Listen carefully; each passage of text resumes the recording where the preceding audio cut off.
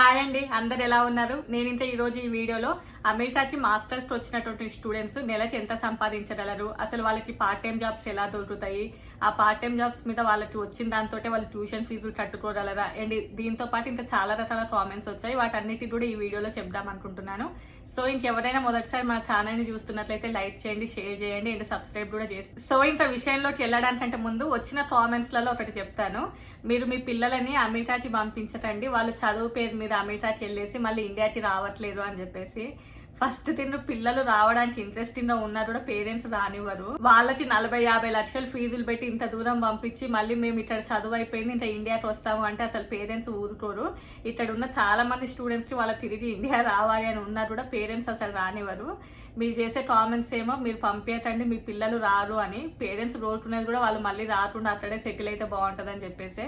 So ఎందుకంటే ప్రతి వీడియోకి నా కామెంట్ వస్తుంది కాబట్టి నేను చెప్తున్నాను. అంటే పిల్లలకు కూడా అన్ని సాఫీగా సాగిపోతుంటే వాళ్ళకి ఏం రావాలనిపించదు.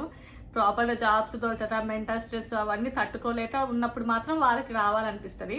అన్ని మంచిగా దొరికితే ఇంకా ఇక్కడే ఉంటేనే బాగుంటదని ఉంటది వాళ్ళకి కూడా అని చెప్తున్నాను. సరే, ఇంకా విషయంలోకి వెళ్ళినట్లయితే పార్ట్ టైం జాబ్స్ దొరుకుతున్నాయా అని అంటే ఇప్పుడు ఉన్నటువంటి క్రౌడ్ కి వాళ్ళకి వచ్చిన వెంటనే పార్ట్ టైం జాబ్స్ దొరకడం అనేది అయితే కొంచెం కష్టంగా ఉందండి. అట్లీస్ట్ ఒక 3 to 4 months అయినా కూడా వాళ్ళు ఇండియా నుంచి కొంచెం మనీ తెచ్చుకున్న వాటితోనే సర్వే అవ్వగలరు.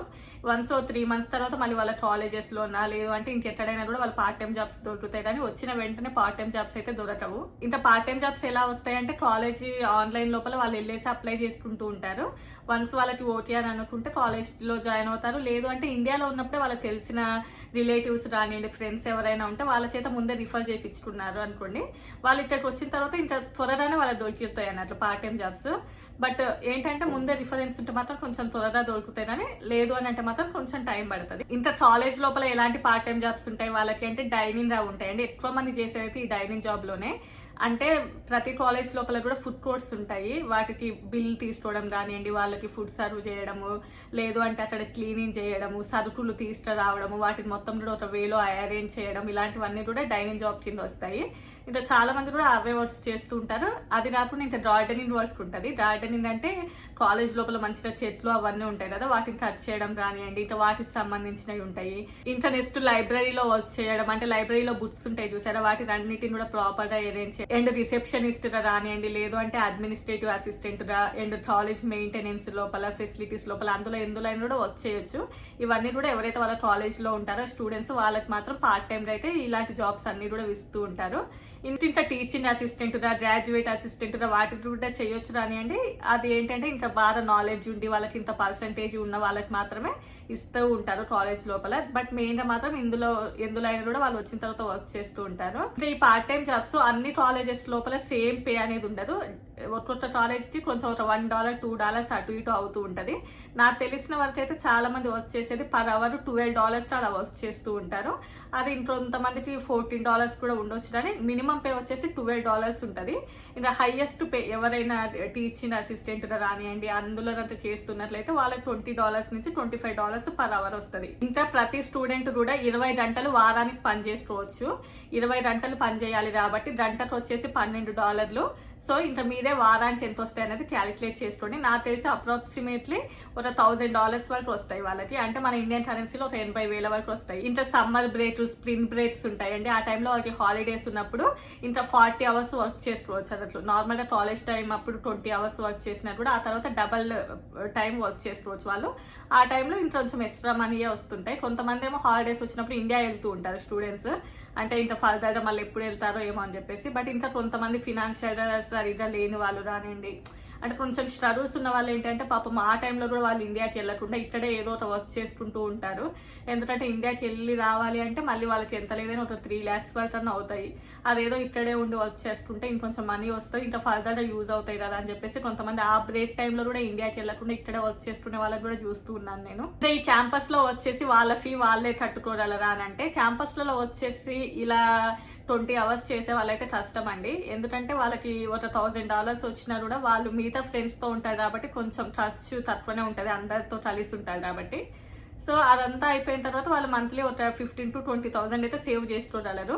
అంతేగాని మొత్తం కాలేజ్ ఫీ మొత్తం కట్టే అంత ఉండదు. ఇంకా ఇప్పుడు నేను చెప్పేది అయితే నెక్స్ట్ కేటగిరీ, అంటే బయట వర్క్స్ చేసేవాళ్ళు. నేనైతే దాన్ని ప్రమోట్ చేయను, బయట వర్క్ చేయాలి అని, కానీ ఇన్ కేసు వాళ్ళు చేస్తే వాళ్ళకి ఎంత వస్తుంది అనేది చెప్తారు అంతే. అమెరికన్ గవర్నమెంట్ రూల్ ప్రకారం ఏంటంటే బయట ఎక్కడ కూడా వర్క్ చేయకూడదు, బట్ ఇంకా అన్ని నడుస్తూనే ఉంటాయి. కానీ వాళ్ళు వచ్చేసి మెయిన్ గా ఎక్కడ వర్క్ చేస్తారంటే గ్యాస్ స్టేషన్స్ అంటే మన ఇండియాలో పెట్రోల్ పంప్ లాంటిది అన్నట్లు. నెక్స్ట్ థింగ్ వచ్చేసి లిక్కర్ స్టోర్స్ అండ్ ఇలా రెస్టారెంట్స్ లలో మోస్ట్లీ ఇక్కడ వర్క్ చేస్తూ ఉంటారు. ఇంత నేను ఇక్కడ ఒకటి చెప్తాను, నేను ఆల్రెడీ లాస్ట్ టైం ఒక షార్ట్ వీడియోలో చెప్పాను చాలా డేస్ బ్యాక్. ఎప్పుడైనా కూడా మనం అమెరికన్స్ దగ్గరికి వెళ్ళి వాళ్ళని మా పార్ట్ టైం జాబ్స్ ఉన్నాయా అని చెప్పేసి అయితే స్టూడెంట్ గా ఉన్నప్పుడైతే అడగకూడదండి. ఎందుకంటే అమెరికన్స్ అందరు ఒకే విధంగా ఉంటారని చెప్పలేదు. కొంతమంది అయితే చాలా బాగున్న వాళ్ళు ఏంటి అంటే లేవు అని చెప్పేసి అక్కడితో వదిలేస్తారు. ఇంకా కొంతమంది ఏంటి అంటే మమ్మల్ని వచ్చి ఇలా అడుగుతూ ఉన్నారు అని చెప్పేసి వాళ్ళు వెళ్ళేసి పోలీసులకు కంప్లైంట్ ఇవ్వడం అలాంటివి కూడా చేస్తూ ఉంటారు. అప్పుడు ఇంకా లేనిపోని ఇష్యూస్ వస్తాయి. సో అందువల్లనే ఎక్కడ పడితే అక్కడ వెళ్ళేసి మాకు పార్ట్ టైం జాబ్స్ ఉన్నాయా, మేము ఇట్లా వర్క్ చేస్తామని చెప్పేసి అడగకూడదు. ఎందుకంటే వాళ్ళు అంతా కూడా లీగల్ గా ఉంటారు చాలా మంది అమెరికన్ స్టాఫ్. సో ఇంకా ఇట్లా బయట వర్క్ చేసే వాళ్ళు యాజ్ పర్ రూల్ ప్రకారం 20 hours వర్క్ చేయాల్సిన కూడా వాళ్ళు పర్ వీక్ వచ్చేసే 50 hours 60 hours అలా ఎక్కువ గంటలు వర్క్ చేస్తూ ఉంటారు. వాళ్ళకు కూడా పే వచ్చేసి $10 నుండి $15 వరకు ఉంటుందండి ఇక్కడ బయట స్టోర్స్ లలో వర్క్ చేసే వాళ్ళు. సో ఇంకా 70 గంటలు పని చేశారనుకోండి, 70 గంటలు ఇంటూ $15. సో అలా వస్తుంది. ఇంకా అట్లా వచ్చేసే వాళ్ళు ఏంటి అంటే వాళ్ళు పే చేయగలరు అన్నట్లు కాలేజ్ ఫీజులు, ఎందుకంటే వాళ్ళు ఎక్కువ గంటలు పని చేస్తూ ఉంటారు బయట కాబట్టి వాళ్ళకైతే నాకు తెలిసి మేనేజ్ అవుతుంది.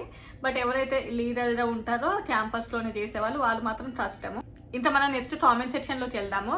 మా ఫ్రెండ్ అమెరికాకి వచ్చిన వెంటనే కారు కొన్నాడు, ఐఫోన్ కొన్నాడు, అంటే ఐఫోన్ అంటే 1,10,000 అలా ఉంటాయి కదా, వెంటనే కొన్నాడు, అంతకనం సంపాదిస్తున్నారా అని చెప్పేసి. అమెరికాలో కార్ లేకపోతే మినిమం అండి, బేసిక్ అన్నట్టు అమెరికాలో కార్ అనేది, అది లేకపోతే నడవదు. నాకు తెలిసి ఆల్రెడీ వాళ్ళ పేరెంట్సే ఇండియా నుంచి డబ్బులు పంపించుండొచ్చు వాళ్ళకి, లేదు అంటే ఇంకా ఇక్కడ బయట అక్కడిక్కడ వర్క్ చేసుకుంటూ కూడా వాళ్ళది వాళ్ళు లీడ్ చేసుకోవచ్చు. అండ్ ఫ్రెండ్స్ అందరూ ఉంటారు కదా ఒకటే రూమ్ లో, 4 to 5 members కలిసి కూడా తీసుకుంటారు ఇక్కడ కార్స్. అందరూ ఒక 4-5 members వాళ్ళు ఇండియా నుంచి కొంచెం మనీ తెచ్చుకొని ఇక్కడ సెకండ్స్ లలో కార్ తీసుకొని ఉంటారు. ఇంకా ఐఫోన్ అంటే ఇంకా అమెరికాలో ఐఫోన్ అనేది కామన్, ఎందుకంటే బయట సర్వీస్ వాళ్ళే ఐఫోన్స్ ఇస్తూ ఉంటారు అన్నట్లు. అంటే వాళ్ళ సర్వీస్ తీసుకుంటే ఐఫోన్ ఫ్రీగా ఇచ్చేసి ఎవ్రీ మంత్ ఇంత పే చేయాలి అనేది ఉంటుంది ఇక్కడ. సో ఇది ఆల్రెడీ నేను ఒక వీడియోలో చెప్పాను ఈ ఫోన్స్ గురించి. సో అలా ఉండొచ్చు. ఇంకా కొంతమంది మేము చదువుకునేటప్పుడే మా వైఫ్ని అమెరికా తీసుకురావచ్చా అని అడుగుతూ ఉన్నారు. తీసుకొచ్చుకోవచ్చండి, కాకపోతే మీరు ఫినాన్షియల్గా స్టేబుల్గా ఉన్నామా అని చెప్పేసి చూపించాలి.